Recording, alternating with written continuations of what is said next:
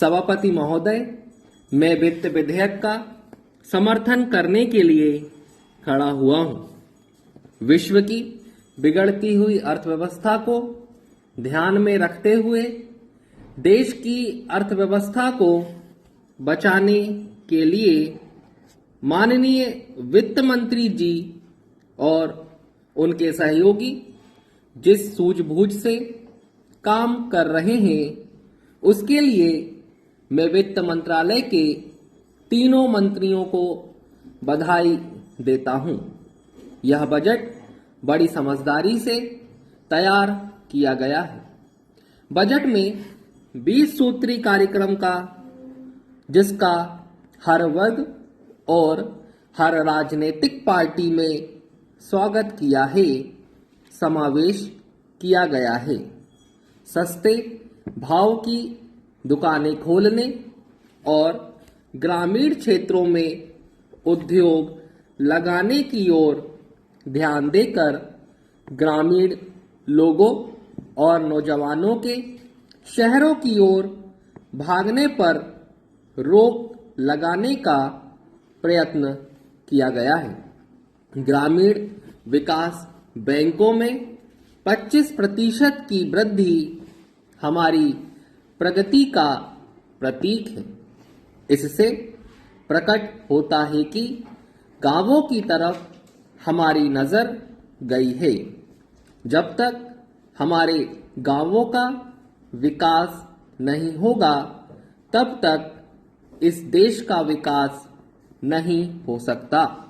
इस बजट में मध्यम वर्ग के लोगों का ध्यान रखा गया है। महिलाओं की दिक्कतों को सामने रखा गया है और सरकारी कर्मचारी के लिए वेतन आयोग बनाया गया है।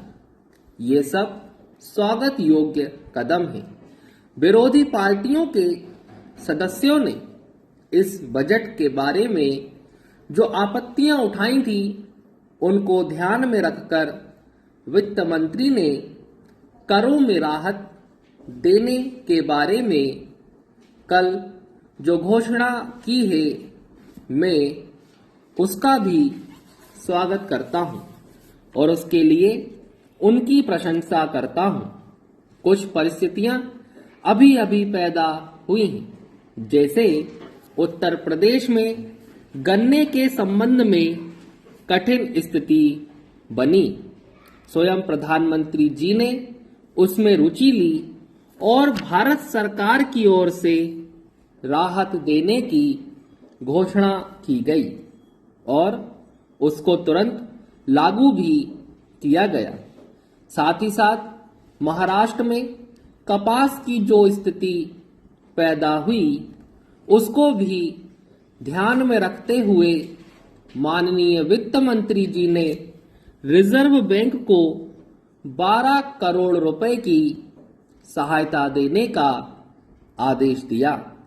ये ऐसी परिस्थितियां हैं जो अचानक खड़ी हो जाती हैं, लेकिन वित्त मंत्रालय बड़ी समझदारी से फौरन उनके संबंध में कार्यवाही करता है। इसी प्रकार जो बेमौसम बरसात हुई, उसका गेहूं की फसल पर असर पड़ा। उस पर भी भारत सरकार ने ध्यान दिया। ये ऐसी बातें हैं जिन पर टीका करना बड़ा सरल है।